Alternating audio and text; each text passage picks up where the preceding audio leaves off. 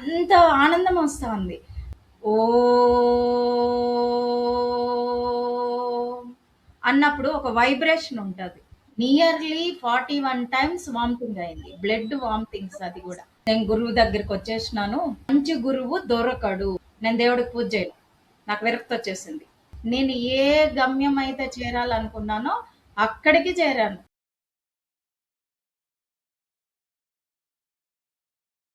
నమస్కారం. గీతా కొల్లిపర పాడ్కాస్ట్కు స్వాగతం.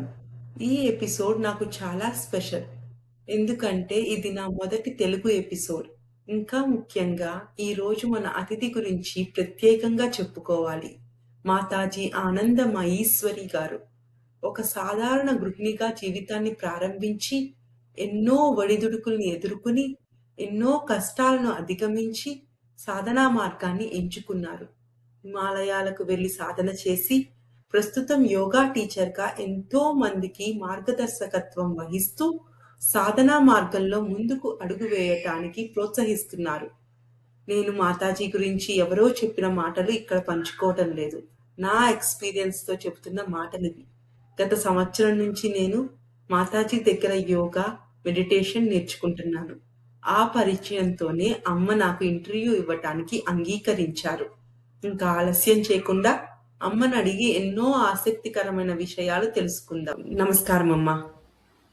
నమస్తే. హర హర మహాదేవ్. అమ్మా, మీ పూర్వనామం ఏమిటి? మీ గురించి మా ఆడియన్స్ కి కొంచెం చెప్పగలరా అమ్మా? చెప్పగలుగుతానమ్మా, తప్పకుండా చెప్తాను. నా పూర్వనామం వచ్చి రోజా, నాకు దీక్షానామం వచ్చి ఆనందమహేశ్వరి నేము.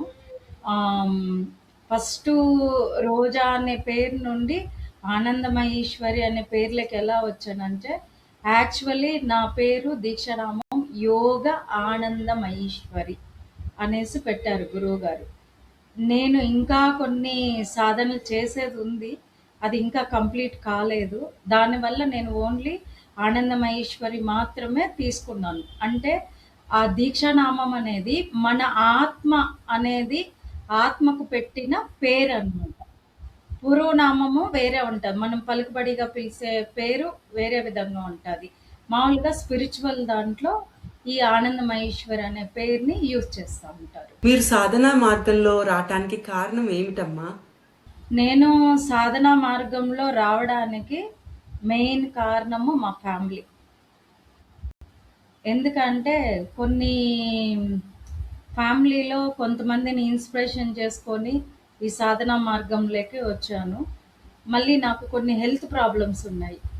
నాకు కుడి చెయ్యి, కుడి కాలు సరిగా స్ట్రెంగ్త్ లేదనమాట. అంటే పెరలైజ్ అయిపోవడం అట్లా అయిపోయింది. నడవలేని పరిస్థితి అలా ఉండింది. ఫస్ట్ నేను శివానంద వేదాంత ఆశ్రమంలో యోగాకని జాయిన్ అయ్యాను. జాయిన్ అయినప్పుడు వాళ్ళు కొన్ని అంటే యోగా ఎలా చేయాలి, ప్రాణాయామం ఎలా చేయాలి అనేది అప్పుడప్పుడే నాలెడ్జ్ కొంచెము గెయిన్ చేసుకుంటా ఉన్నాను. ఏంటి ఏమిటి యోగా చేస్తే ఏమొస్తుంది, ప్రాణాయామ చేస్తే ఏమొస్తుంది, దీనివల్ల ఏం ఉపయోగాలు అనేసి దాని మీదే నేను కొంచెం నాకు నేనే సెల్ఫ్ డెవలప్మెంట్ అవ్వడానికి నాకు ఆ రెండు తోడ్పడింది. అది కాకుండా నాకు అనుకోకుండా నేను పూర్వము ఢిల్లీలో వర్క్ చేశాను అనమాట. ఢిల్లీలోనే 7 years ఉన్నాను. వర్క్ చేసినప్పుడు నాకు ఒక ఈ ఈ పరిస్థితి ఉన్నప్పుడు నాకు అక్కడ ఏం చేయాలో అర్థం కాలేదు. నేను ఒక అఘోరాని చూశాను. నేను పాలికా బజార్ దగ్గర ఒక పార్క్ ఉంటుంది, పార్క్లో వెళ్ళి కూర్చొని ఉన్నాను. నాకెందుకు ఈ పరిస్థితి వచ్చింది, నాకు చిన్న ఏజ్ కదా, ఎందుకు ఈ హెల్త్ ప్రాబ్లమ్స్ వచ్చింది అనేసి నాకు నేను క్వశ్చన్ వేసుకుంటున్నాను. ఇది జరిగింది కూడా 2010లో జరిగింది ఇది నాకు. జరిగినప్పుడు అతను వచ్చి ఒక చిత్తు పేపర్ తీసుకొచ్చి నా మొహాన్ని కొట్టాడు. మొహాన్ని కొట్టినప్పుడు నాకు అర్థం కాలేదు, ఈయన పిచ్చోడు నా మొఖాన్ని కొట్టాడు, హిందీలో ఏమేమో మాట్లాడుతున్నాడు అనేసి. నాకు అప్పుడు హిందీ కూడా అంతగా తెలీదు. ఆ టైంలో ఆ చిత్తు పేపర్ ఎందుకు నా మొహాన్ని కొట్టాడు, పాగల్ లడికి క్యూ రోరియే అనేసి ఎందుకు అంటున్నాడు అనేసి నాకు అర్థం కాలేదు. ఇంటికి వచ్చిన తర్వాత ఆ చిత్తు పేపర్ తీసిన తర్వాత లోపల ఒక గురువున్నారు. నాకు ఆ గురువు ఎవరో తెలీదనమాట. కానీ దాని నుండి అది లైట్‌గా పెన్సిల్‌తో కనిపించినట్టు డ్రా చేసినట్టు అనిపిచ్చింది. మళ్ళీ ఆ తర్వాత నాకది కనిపియలేదు. ఆ రోజు సంథింగ్ మిరాకిల్ నేను ఏ హెల్త్ ప్రాబ్లమ్‌తో నేను సఫర్ అవుతున్నానో నార్మల్ అయ్యాను. ఒక రోజుటికే నేను నార్మల్ అయ్యాను. అది కొంతమంది నమ్మొచ్చు, నమ్మకపోవచ్చనమాట. మళ్ళీ అదే విధంగా ఈ ధ్యాన మార్గం అనేది అంటే ధ్యానంలో ఏదో ఉంది అని అప్పటికి నాకు ధ్యానం గురించి తెలీదు నాకు. సాధన చేస్తే మనకి ఉపయోగం ఉంటదా అనేది అన్ని చోట్ల వెతుకుతున్నాను గానీ, నాలో ఏముంది అనేది నేను చూసుకోకుండా అదే టైంలో వెళ్ళి శివానంద యోగానంద ఆశ్రమంలో జాయిన్ అయ్యాను. జాయిన్ అయిన తర్వాత అక్కడ వాళ్ళు యోగాసనాలు, ప్రాణాయామాలు గురించి చెప్పడం స్టార్ట్ చేశారు. నేను రోజు వెళ్ళేదాన్ని. మెట్రో ఎక్కి వెళ్ళి రోజు యోగాకి మాత్రం కంప్లీట్ టైం ఇచ్చేదాన్ని. అప్పుడు రోజు ఒక గురువొచ్చి నాకు అప్పుడు ఒక గురువు కేరళ గురువనమాట. గోపాలకృష్ణ అనేసి ఆ యోగా గురువు. ఆయన అన్నీ ఎక్స్‌ప్లెయిన్ చేసేది. ఇలా ఉంటది, ఇలా ఉంటుంది, ఇది అనేసి ఎక్స్‌ప్లెయిన్ చేసేది. ఓహో! ప్రాణాలో ఇంత శక్తుందా? ఒక యోగాసనంలో ఇంత శక్తుందా? అంటే మనల్ని ఇంత బాగా డెవలప్ చేసుకోవచ్చా? మన ఆత్మస్థితి అనేది చూసుకోవచ్చా? అనేది నాకు స్వయంగా అనుభవపూర్వకంగా నేను అనుభవించడం వల్ల నాకర్థమైంది. ఇదెందుకు ఇలా అవుతాంది ఏంటి అనేసి. మళ్ళీ ఆయన నాకు ఇంకా కొన్ని పూర్వం గురువులెళ్ళి హిమాలయస్‌లో తపస్సు చేస్తున్నారు.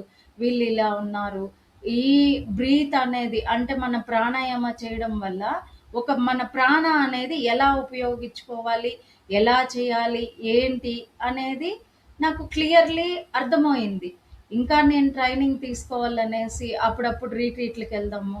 ఆ సార్ ఎక్కడుంటే ఆ సారు ఉండే ఆశ్రమంలోనే నేనక్కడ ఉండి ఆ సార్ దగ్గరే నేను నేర్చుకోవడము అదంతా జరిగిందనమాట. ఆ జరిగే ప్రాసెస్‌లో 2011లో 11లో నాకు హెడ్ ఉన్నారు ఒక సారు. అంటే నేను ఆల్రెడీ కొంచెం డిప్రెషన్‌లో ఉంది ఈ అమ్మాయి. ఈ అమ్మాయికి నేను ఏదో ఒక విధంగా గైడెన్స్ చేయాలి. మెడిటేషన్ అయితే ఉపయోగపడతాదేమో అనేసి ఆ సార్ ఎప్పటినుంచో నా గురించి అనుకుంటూ ఉన్నారు. ఆ సార్‌కి అనుకోకుండా ఒకసారి మెట్రోలో కలిసారనమాట. వాళ్ళు ఫ్యామిలీ. ఆ ఫ్యామిలీ మెంబర్స్ కంప్లీట్ మెడిటేషన్‌కి డెడికేషన్ అయ్యారనమాట వాళ్ళు. కంప్లీట్. ఆ సార్ ఎలా అంటే వా ఒక్క రోజు కాదు. నియర్లీ 100 అవర్స్ ఒకేసారి కూర్చోగలుగుతారు. ఒకే ఆసనంలో కూర్చొని, కళ్ళు మూసుకొని ధ్యానంలోనే ఉంటారనమాట. సిద్ధయోగి. ఆయన అలా కూర్చుంటారు. ఏంటి అని నాకు ఏం తెలీదు. ఆయన గురించి పెద్దగా తెలీదనమాట. ఆ సారు జహీరాబాద్‌లో ఉంటారు. జ్ఞానేశ్వర్ అంటారు ఆ సార్‌ని. ఆ సార్ ద్వారా నాకు అనుకోకుండా ఒక ఫోటో వచ్చింది. ఆ ఫోటో వైబ్రేషన్స్ నన్ను హిమాలయాలకు నడిపించిందనమాట. ఈ ఫోటోలో ఉండేది ఎవరు? ఇతను ఎక్కడుంటాడు? నేను ఇతన్ని కలవాలి. ఎందుకు నేను ఇతన్ని కలవాలని నాకే ఎందుకు అనిపిస్తా ఉంది? అది నాకు పిచ్చి ఆలోచన కాదు గదా! నేను ఈ వ్యక్తిని కలవాలి. ఈ వ్యక్తి ఎక్కడుండాడు? అనేసి నేను హిమాలయాలు వెళ్తాను అనేసి మా హెడ్‌కి చెప్పాను. హెడ్‌కి చెప్పిన తర్వాత ఆ సార్ అన్నారు, "హిమాలయాస్ చాలా డిఫికల్టు. నీ వల్ల కాదు. అక్కడికెళ్తే చనిపోతారు. మంచు పడతాది. ఆ వాతావరణానికి ఎవ్వరు తట్టుకోలేరు, వెళ్ళలేరు" అని చెప్పేసి చెప్పారు. ఇదే విధంగా చాలామంది చెప్పారు. నేను వినలేదు. నేను కంపల్సరీ ఈ గురువునెళ్లి కలవాలి. నాకు ఈ ఫోటో నుంచి నాకు ఏదో శక్తి వస్తాంది. నాకు తెలియని శక్తి నాకొస్తాంది. ఈ శక్తి ఎక్కడి నుంచి వస్తాందో నేను తెలుసుకోవాలి. నేను ఈ గురువునెళ్లి కలవాలి అనేసి ఆ ఫోటో ఇప్పటికీ నా దగ్గరుంది. నేను పూజా మందిరంలో పెట్టుకొని నేను పూజ చేసుకుంటాను. నేను అప్పటి నుంచి ప్రత్యక్షమైన గురువు ఎందుకంటే నాకు ఫోటో రూపంలో నా గురువు ఎవరు అనేది నాకు చూపించిన గురువు ప్రత్యక్షమైన గురువు జ్ఞానేశ్వర గురూజీ అన్నమాట. ఆయన చాలా అఖండ ధ్యాని. అన్ని అఖండ ధ్యానాల మీద తిరుగుతా ఉంటారు. ఆ ప్రాసెస్‌లో నేను హిమాలయాస్‌లో అడుగేయడం జరిగింది. తీరా వెళ్ళి హిమాలయాలో వెళ్ళి దేవభూమిలో అడుగుపెట్టాను.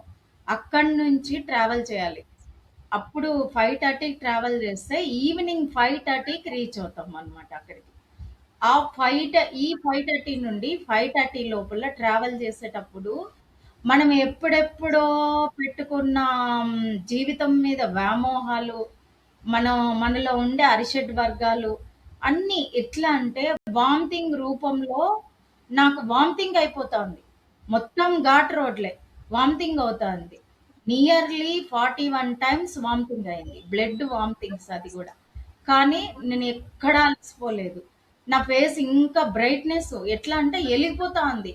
అంటే నన్ను గురువు క్లెన్స్ చేస్తున్నాడు. నాకు కనిపించకుండా ప్రత్యక్ష ప్రత్యక్ష గురువు కాకుండా పరోక్షంగా ఉండే గురువు నాకు తెలియకుండానే నన్ను మొత్తము క్లీన్ చేస్తున్నాడు అనమాట.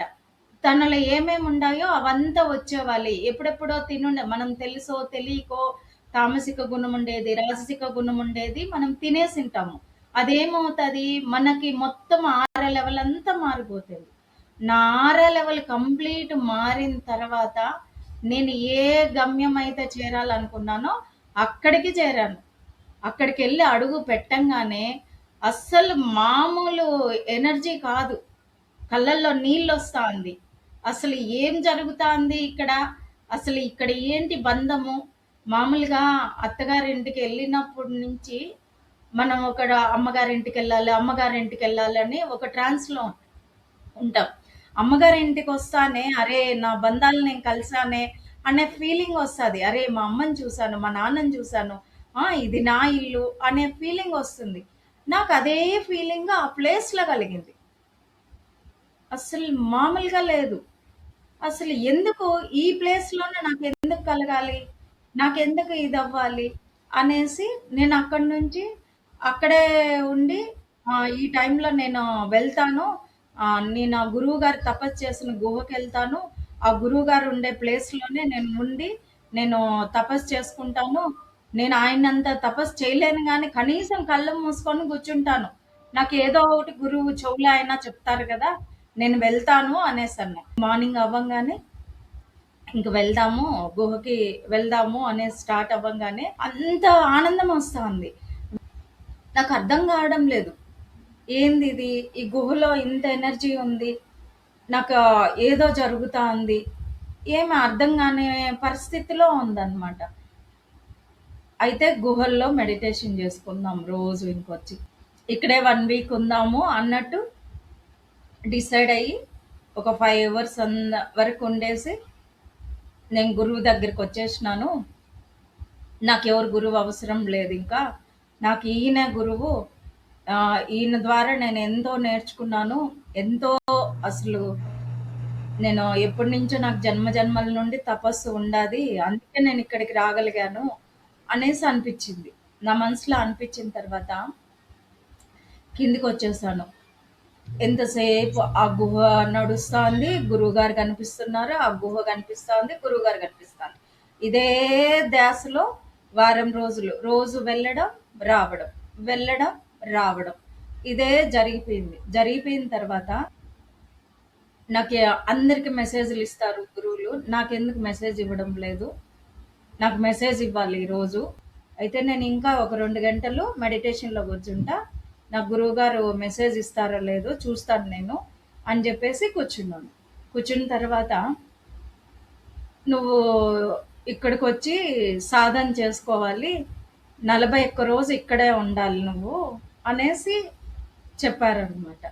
చెప్పిన తర్వాత ఆ తిథి చెప్పారు, ఏ రోజు రావాలి ఏంటి అనేది నాకు చెప్పారు. వాయిస్ వినబడతా ఉంది. నేను ఆయన్ని చూడలేదు. నేను ఆయన్ని చూడాలంటే 41 రోజు తపస్సు చేస్తే కనిపిస్తారు నాకు ఖచ్చితంగా. 41 రోజు వద్దాం, గురువుకి మాట ఇద్దామని చెప్పేసి మాటిచ్చి సరే అని చెప్పేసి ఆ రోజు బయలుదేరి వచ్చేసినాం. అలా నేను ధ్యానంలోకి రావడం జరిగింది. అలానే హిమాలయాస్ ట్రావెల్ చేయడము, మళ్ళీ 41 రోజు వెళ్ళి సేమ్ నేను ఏ గుహకైతే వెళ్ళానో ఆ గుహకెళ్ళి అక్కడ ఉండి సాధన చేసుకున్నాను. నియర్లీ 2.5 మంత్ ఉన్నాను అక్కడే. అది అయిపోయిన తర్వాత మళ్ళీ బద్రీనాథ్ వెళ్ళాను. బద్రీ నుండి సతోపంత్ వెళ్ళాను. ఇట్లా మొత్తం గుహల్లే తిరిగాను. తెలియకుండా చాలా గుహల్లో నాకు తెలియకుండానే నేను వెళ్ళి తపస్సు చేయడం జరిగిందనమాట. నాకు ఫ్యామిలీ లైఫ్ ఉంది, రెస్పాన్సిబిలిటీ ఉండాది, అన్నీ ఉంది. కానీ ఇక్కడ నేను నడవలేదు. నా గురువు నడిపించాడు నన్ను. ఇక్కడ నేను నడిచిందనే కారణమే లేదు. నేను అనేది ఇక్కడ నడవలేదు. నా ఆత్మ మాత్రమే గురువుతో నడిచింది. గురువుతో పాటే వెళ్ళి ఏ గుహల్లో తపస్సు చేయాలో అన్ని గుహల్లో నేను తపస్సు చేశాను. ఇంకా కొన్ని ఉన్నాయి. ఆ విధంగా ధ్యాన మార్గంలోకి రావడానికి కారణమైంది. ఆ ఒక్క ఫోటోనే నా లైఫ్‌ని చాలా చేంజ్ చేసింది. ఆ ఫోటో అనేది రాకన్నా ఉండింటే నేను కూడా మామూలు గృహస్థురాల్లాగానే ఉండిపోయి ఆ లైఫ్ నేను చూసుండను. ఆ ఫోటో అనేది నాకంతా చేంజ్ చేసింది లైఫ్. చాలా గొప్పగా చెప్పారమ్మా. అమ్మా, మనం ఇంట్లో చేసే సాధనకి హిమాలయ గుహల్లో చేసే సాధనకి తేడా ఏంటి? అసలు హిమాలయాల్లోనే ఎందుకు తపస్సు చేయాలి? హిమాలయాల్లోనే ఎందుకు తపస్సు చేయాలంటే భూమి 3 విధాల గుణాలతో ఉంటది. ఒకటి తామసిక గుణము, రాజసిక గుణము, సాత్విక గుణం అన్నమాట. ఈ గుణాల్లో ఉన్నప్పుడు సాత్విక గుణం ఉండే భూములు దేవభూమి అంటారు. దేవభూమిలో ఒక్కొక్క గుహ 1,00,000 సంవత్సరాల ఏజ్ ఉంటుంది. దాంట్లో ఎంతో మంది యోగులు తపస్సు చేసుకొని వెళ్తారనమాట. అదే మనం ఇంట్లో ఉండి చేసే సాధనలో మనం మాత్రమే ఉంటాము. గుహల్లో మనకు తెలియని పరోక్షమైన గురువులు, కనిపించని గురువులు ఎంతో మంది ఉంటారు. మనకు తెలియకుండానే మనకు హెల్ప్ చేస్తూ ఉంటారు. అందుకనే ఇంట్లో కంటే హిమాలయాల్లో సాధన గొప్పది. అలా అనేసి భవబంధాలు వదిలేసి వెళ్ళి హిమాలయాల్లో కూర్చొని తపస్సు చేయమని నేను ఎవ్వరికి చెప్పను అనమాట. నీ గురువై నిన్ను నడిపించి హిమాలయాల వరకు ప్రేరణ కలిగిస్తేనే వెళ్ళాలి. దానికి ప్రేరణ అనేది రావాలన్నమాట. ఈ కలియుగంలో మంచి గురువు దొరకాలంటే అసలు చాలా కష్టం. మంచి గురువు దొరకడు. మనము గురువుని వెతుక్కుంటా వెళ్ళకూడదు. గురువే మనల్ని ఎతుక్కుంటా వస్తారు. అంటే నా అనుభవపూర్వకంగా నేను చెప్తున్నాను అనమాట. నా అనుభవంలో నా గురువులు నన్ను వెతుక్కొని వచ్చారు. నేను ఏ గురువుని వెతుక్కుంటా వెళ్ళలేదు. ఫలాని గుహల్లో ఉండి సాధన చేసుకోవాలని, దీక్షలో ఉండి సాధన చేసుకోవాలని నేను ఎప్పుడు అనుకోలేదు. నాకు ప్రత్యక్షంగా మంచిగా గైడ్ చేసే గురువు కూడా ఎవ్వరు లేరనమాట. ఇప్పుడుండే గురువులు ఎలా ఉన్నారు? మాకు పేరు రావాలి, మాకు పలుకుబడి కావాలి, మా పేరుతో ఆశ్రమాలు కావాలి అనే గురువులు మాత్రమే ఉండారు. నిన్ను నువ్వు తెలుసుకో అనే గురువు ఒక్కరుంటే చెప్పండి. ఎవ్వరూ లేరు. నేను ఇంతవరకు చూడలేదన్నమాట. నిన్ను నువ్వు తెలుసుకో అనే గురువుల్ని నేను చూడలేదు. గురుముఖంగా చేసే సాధనకి, గురువు లేకుండా చేసే సాధనకి తేడా ఏమిటమ్మా? గురువు లేకుండా చేసే సాధనకి ఎలా ఉంటుందంటే మామూలుగా పల్లెటూరులో ఎద్దులు ఉంటాయి. ఎద్దులు ఉంటుంది అనమాట. రంకేసే ఎద్దు ఉంటుంది, మామూలు ఎద్దు 2 ఉంటుంది అనమాట. కానీ ఎద్దుకి ఏం చేయాలి? తాడు కడితేనే అది నిలబడుతుంది. అది రంకేసినా కూడా మనం తాడు బట్టి లాగగలుగుతాం. అదే విధంగా మనకి ఏదైనా దీక్ష అనేది గురువు ఇచ్చారనుకో, గురువు గైడెన్స్ చేస్తారు. మనం డైరెక్ట్ ఇప్పుడు చాలా మంది యూట్యూబ్లో చూసి మేము ఈ క్రియ నేర్చుకుంటాము, ఈ ధ్యానం నేర్చుకుంటాము, ఈ జపం నేర్చుకుంటాము, ఈ పూజ నేర్చుకుంటాము అని చెప్పేసి యూట్యూబ్లో ఎక్కువ అయిపోయింది. యూట్యూబ్లో, ఇన్స్టాగ్రామ్ ఇది అయిపోయింది అనమాట. గురుముఖంగానే ఏమైనా దీక్ష తీసుకోవాలి. గురుముఖంగా తీసుకుంటేనే ఒకవేళ నువ్వు ఏదన్నా ధ్యానం చేసేటప్పుడు నీకు చక్రాస్ అనేది యాక్టివ్ అవుతుంది. యాక్టివ్ అయ్యేటప్పుడు నీకు తెలియకన్నానే ఏ చక్రం యాక్టివ్ అయిందని నువ్వు చూసుకోలేవు. ఆ చక్రం ఎవరు చూడగలుగుతారు? గురువు మాత్రమే చూడగలుగుతారు. నువ్వు ఎక్కడ బాధపడతా ఉండవు, నువ్వు ఎక్కడ లో అయిపోతున్నావు, ఎందుకు ముందుకు పోలేకపోతున్నావు అనేసి స్పీడ్ బ్రేకర్ అంటారనమాట. ఇప్పుడు కారు ఒకే స్పీడ్‌లో ఎళ్తే ఒకే లెవెల్‌లో ఎళ్తుంది. అదే మీరు మధ్యలో ఇది స్పీడ్ బ్రేకర్స్ ఉన్నాయనుకోండి, జాగ్రత్తగా ఎళ్ళగలుగుతారు. ఒకే రోడ్డు ఉన్నిందనుకో, మనం ఎంత స్పీడ్ అయినా పెట్టుకొని వెళ్ళిపోతాము కానీ ఆ స్పీడ్ బ్రేకర్ అనేదే గురువనమాట. ఆ గురువు మీకనేది గైడెన్స్ చేస్తారు. గురువు అనేది కంపల్సరీ ఉండాలి. నన్నెప్పుడు ఒకరు చాలా ఒక్క మాట అనేటోళ్ళనమాట. నువ్వు సర్వనాశనం అయిపోతావు పో అనేసి అనేటోళ్ళు. నేను గురువు దగ్గరికెళ్ళి ఈ మాట చెప్పాను. నువ్వు సర్వనాశనం అయిపోతావు, సర్వనాశనం అయిపోతావు, నువ్వు బాగుపడవు అనేసి అంటారు గురువుగారు. ఎందుకంటారు అనేసి అడిగాను నేను. అడిగితే గురువు ఏమన్నారు, నువ్వు నువ్వు అనేది ఒక వర్డ్. సర్వ నాశనం. నువ్వు అంటే ఎవరు? నువ్వు అనేది నీ ఫిజికల్ బాడీ, అంటే నీలో ఉండే అహంకారం. నువ్వు అంటే నేను అనేది ఇట్లా అహంకారం వస్తుంది. నువ్వు ఒక అహంకారం వస్తుంది అనమాట. అది ఏమవుతుంది? నువ్వు అనే అహంకారం అన్నీ నేనే, ఇది నేనే చేశాను, ఇది నేనే చేశాను, నేను ఇంత దానం చేశాను, ఇది అంటే సర్వనాశనం. నువ్వు అనేది సర్వనాశనం అవుతాది అనేది మీనింగ్ అది. ఆ తిట్టులో కూడా నాకు ఆయన అది అది కూడా నీ ఆత్మలో ఉండే అనుభవం అది.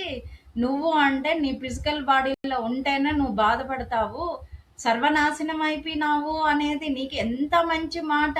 నువ్వు అనేది పోయింది కదా నీలో అనేసి అన్నారు గురువుగారు.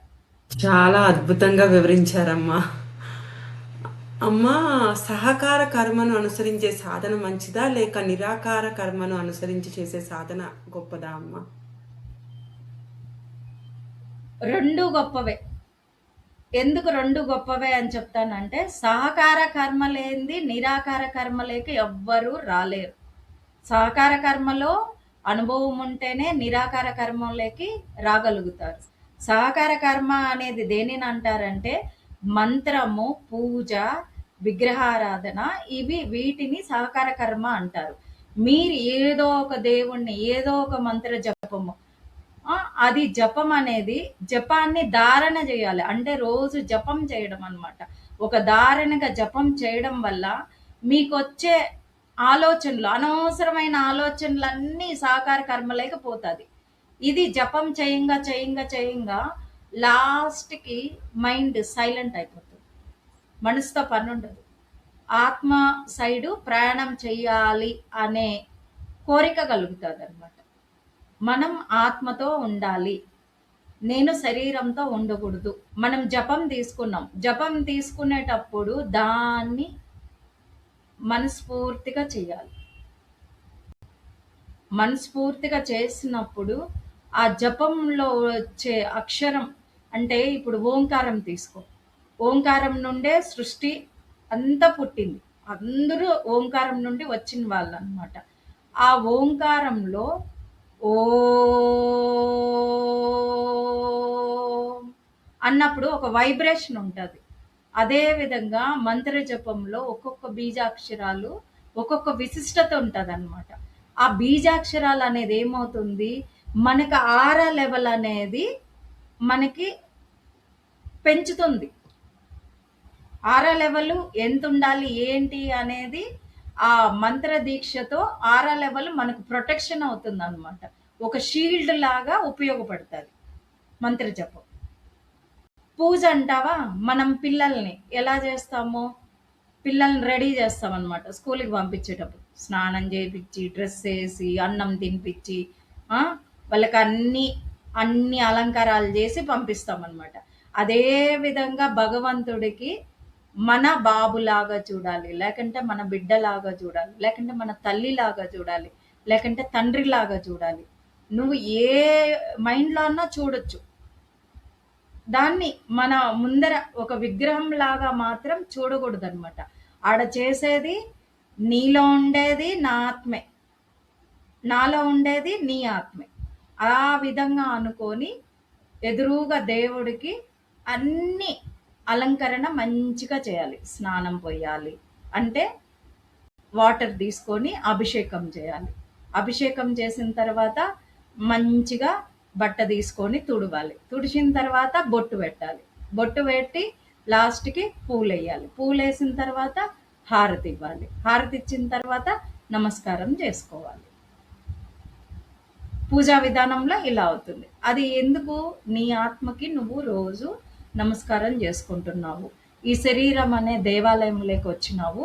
నీ ఆత్మను నువ్వు మర్చిపోలేదు అనే దానికి పూజ అవసరం. ఎవరికైనా పూజ అవసరం. పూజ అవసరం లేకుండా ఎవ్వరూ ధ్యానంలోకి వెళ్ళరు. ఒక మంత్ర జపం అనేది బీజం పడింది. పూర్వకాలంలో అందరూ ధ్యానం మర్చిపోతారని గుళ్ళు కట్టారు. గుడులు కట్టడము, గంట కొట్టడము, పూజా విధానాలు ఇవన్నీ పూర్వకాలంలో పెట్టారనమాట. ఆ పూజా విధానంలో మన ఆలోచనలు అంటే మనకి అడ్డమైన ఆలోచనలన్నీ వస్తూ ఉంటాయి. అవి పనికిరాని ఆలోచనలు. అవి ఎందుకు పనికిరాని ఆలోచనలు? దానివల్ల ఏమన్నా యూజ్ ఉందంటే ఏం లేదు. ఆలోచనల వల్ల హెల్త్ పాడైపోవడము, ఏదో ఒక విషయంలో మనం బంధించబడి ఉండడము అలా అవుతుంది. ఆ ఆలోచన అనేది అరికట్టడానికి సహకార కర్మ అనేది ఉపయోగపడుతుంది. నిరాకార కర్మ అనేది నిన్ను నువ్వు చూసుకోవడం, నేను అనేది తెలుసుకోవడం అన్నమాట. నీకు దేనితోనూ పని ఉండదు. నేను అనే దాంతోనే పని ఉంటుంది. నేనెవరు? ఆత్మ. నువ్వు ఎక్కడికి పోయినా ఎంత మందిలో ఉన్నా కూడా నీ ఆత్మస్థితిలో నువ్వు ఉంటావు అన్నమాట. ఈ నిరాకార కర్మలో పూజ, విగ్రహారాధన ఇవేమీ అవసరం లేదు. ఇవి చేసే నిరాకార కర్మలోకి రావాలి. అమ్మా, విరక్తి వైరాగ్యం అంటే ఏంటమ్మా? విరక్తి ఎవరికి వస్తుంది, వైరాగ్యం ఎవరికి వస్తుంది? విరక్తి మోస్ట్లీ గృహస్థులకు వస్తుంది, స్టూడెంట్స్కి వస్తుంది. జీవితం అంటే వాళ్ళు అనుకున్న గోల్స్ జరగకన్నా ఉండిపోయి ఉంటాయి. వాళ్ళకి విరక్తి వచ్చేస్తుంది. విరక్తి అంటే నేను ఇన్ని ప్రయత్నాలు చేస్తున్నా, నాకు ఇది జరగడం లేదు. నేను ఇన్ని పూజలు చేసిన, నాకు దేవుడు చేయలేదు. నేను దేవుడికి పూజ చేయలేదు, నాకు విరక్తి వచ్చేసింది. నేను ఇన్నిసార్లు ఇంటర్వ్యూకి అటెండ్ అయినా, నాకు ఆ కంపెనీ మీద విరక్తి వచ్చేసింది. నాకు ఎందుకు అవుతుంది? నాకు అన్ని సర్టిఫికేట్లు ఉండదు, నాకు అవ్వడం లేదు అంటే ఇక్కడ ఏమవుతుంది? నీ ఆలోచన అనేది నెగిటివ్ మార్గంలో నడుస్తుంది, పాజిటివ్ మార్గంలో నడవడం లేదు. అంటే దేని మీద ఇంట్రెస్ట్ లేకుండా ఏదో మనం చేస్తాండం, ఏదో ఇదవుతా ఉండం అంటే ప్రేమ భావం అనేది లేదు. ఆ సిచ్యువేషన్కి అడ్జస్ట్ అయిపోయినాం, మనకి ఈ టైంకి దొరికింది, ఇలా అయిపోయినాం అనేది ఒక విరక్తిలో చేసే పనులన్నీ విరక్తి కిందకే వస్తుంది అనమాట. అంటే ప్రేమతో లేకుండా, అంటే ఇది అవసరం కోసం చేసేది, నేను ఈ సిచ్యువేషన్లో ఉండాల్సి వచ్చింది అంటే ఇక్కడ నీ ఆలోచన అనేది నెగిటివ్ మార్గంలో నడుస్తుంది. అది నువ్వు కరెక్షన్ చేసుకోవడం లేదు. నేను పాజిటివ్గా ఉన్నా కూడా నేను ఎందుకు ఇట్లా అవుతున్నాననే ఆలోచనలు కూడా ఉండేది. నువ్వు పాజిటివ్గా ఉండావని నువ్వు అనుకుంటున్నావు అనేసి నేచర్ అనుకోవడం లేదు కదా. నీ సహకరించాలనేసి నేచర్ అనుకోవాలి కదా. నువ్వు ప్రత్యక్షంగా కనిపించే దేవుల్ని నువ్వు అసలు బిలీవ్ చేయడం లేదు. ప్రత్యక్షంగా ఎవరు, ఏ దేవుడు కనిపిస్తున్నాడు నీకు? రోజు సూర్యుడు కనిపిస్తున్నాడు, చంద్రుడు కనిపిస్తున్నాడు, పంచభూతాలు కనిపిస్తున్నది, శబ్ద, స్పర్శ, జ్ఞానము ఇవన్నీ ఉండాది నీకు. మొత్తము ఉండేటప్పటికి నువ్వు ఇవి గమనించకుండా నువ్వు పంచభూతాలకి శరణాగతి అయినప్పుడే నీకు నువ్వు అనుకున్న పనులు నీకు అవుతుంది. నువ్వు పంచభూతాలకి నువ్వు అసలు శరణాగతే అవ్వడం లేదు.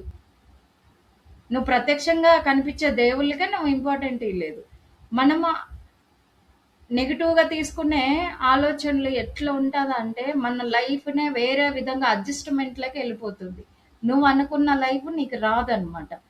దాన్నే నేను విరక్తి అంట. ఎందుకంటే అనుభవపూర్వకంగా, ప్రేమపూర్వకంగా చేయకపోకుండా ప్రేమపూర్వకంగా చేస్తారు చూడు, ఇది వైరాగ్యం సైడ్కి వస్తుంది. వైరాగ్యంలో ఏముంటుంది?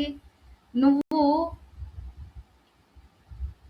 తల్లిదండ్రుల మీద ప్రేమ ఉంటుంది కానీ వైరాగ్యం ఉంటుంది, డిటాచ్డ్ అటాచ్మెంట్. పిల్లల మీద ప్రేమ ఉంటుంది కానీ వైరాగ్యం ఉంటుంది, డిటాచ్డ్. అంటే అక్కడ నీకు నా పిల్లలు అనే భావన లేదు. భర్త, నా భర్త అనేది లేదు. నా భార్య అనే వ్యామోహము లేదు. అంటే నువ్వు అక్కడ వచ్చినప్పుడు ఆ రోల్, నీ క్యారెక్టర్ ఏంది, నువ్వేం చేస్తాండవు, నువ్వు రోలు ఈ శరీరంలోకి వచ్చావు, ఈ శరీరానికి సంబంధించిన ధర్మం మాత్రమే చెయ్యాలి అనే జ్ఞానం ఎప్పుడు వస్తుందో ఇది వైరాగ్యం సైడ్కి నడిపిస్తుంది అనమాట. చాలా గొప్పగా చెప్పారమ్మా. అమ్మ, ఇప్పుడున్న ప్రజెంట్ జనరేషన్లో కానీ, ఇప్పుడు నేనున్న సిచ్యువేషన్స్లో కానీ, ఇప్పుడే నేను ఇప్పుడు పూజ చేస్తూ ఉంటే అమ్మ, కొంతమంది ఏంటి అప్పుడే ముసలిదానివి అయిపోయావా, అబ్బో పూజలా అని అడిగిన సందర్భాలు చాలా ఉన్నాయమ్మా. ఇలా అడిగే వాళ్ళకి ఏ సమాధానం చెప్పాలో కూడా నాకు అర్థం కాదు. అలాంటి వాళ్ళకి మీరు ఏం చెప్తారమ్మా? ఇంకో నేను ఒక స్టోరీ చెప్తాను, వినే ఓపిక ఉంటే వినొచ్చు మీరు. రోజు ఒక పిల్లోడు చిన్నప్పటి నుంచి లైఫ్ తీసుకున్నాం. ఆ పిల్లోడు రోజు గుడి ముందర ఆడుకుంటా ఉండేది. వాళ్ళ అమ్మ చెప్పేది, అరే వెళ్ళి నమస్కారం పెట్టురా, దేవుడికి మొక్కురా, నీకు మంచిగా అవుతాదిరా, నీకు బాగుంటాదిరా అనేసి వాళ్ళ అమ్మ చెప్పేది. మొక్కుతాలే, ఏముంది ఇంకా ఉంది కదా మొక్కుతాలే అనేసి వాడు ఆటల మీదే పెట్టాడు. అయిపోయింది. సరే, ఒక ఏజ్ వచ్చింది, ఒక 16 ఏండ్లు వచ్చింది. 16 ఏండ్లు వచ్చినప్పుడు వాడి చదువు, ఎడ్యుకేషను ఎలా జరగాలి, ఏంటి, జాబు, అమ్మాయిలు చూడడము, వీటి మీదే సరిపోయింది. అప్పుడు కూడా వాళ్ళ అమ్మ చెప్పింది, అరే గుడి ఎదురుగా ఉందిరా, వెళ్ళి దండం పెట్టురా, ఎందుకు అట్లా చేస్తావు, రోజు నువ్వు పూజ చేసుకుంటే నీకే మంచిది కదా, అంతో ఎంతో దేవుడు నీకే హెల్ప్ చేస్తాడు అని వాళ్ళ అమ్మ చెప్పింది. అమ్మ నువ్వు ఇవంతా రాయమానం నాకు చెప్పొద్దమ్మా, నాకు ఇరిటేషన్ వస్తుంది అన్నాడు ఆ పిల్లోడు. అది అయిపోయింది. అయిపోయిన తర్వాత పెళ్లి చేశారు, ఆ అబ్బాయికి పెళ్లి చేశారు. ఆ పెళ్ళాం పిల్లలు అంతా అయ్యింది. గృహస్థుడయ్యాడు. అయిన తర్వాత కొన్ని రోజులకి మళ్ళీ వాళ్ళ అమ్మ బెడ్ రీడన్ అయిపోయింది. అయినప్పుడు చెప్పింది, అరే నాది చివరి కోరిక, వెళ్ళి నాకు దేవుణ్ణి మొక్కుకో, ఒక్కసారి నువ్వు గుడికి వెళ్తే నాకు చూడాలని ఉంది అనేసి చెప్తుంది. అప్పుడు కూడా విన్నాడు. అమ్మ గుడికి వెళ్తే టైం అయిపోతుంది, నేను వర్క్ చేసుకోవాలి, నాకు చాలా పని ఉంది, నేను డబ్బులు సంపాదించాలి, ఇదే దాసలో ఉండిపోయినాడు. ఆమె బెడ్ మీద పడుకొని శివుడికి మొక్కుతాంది.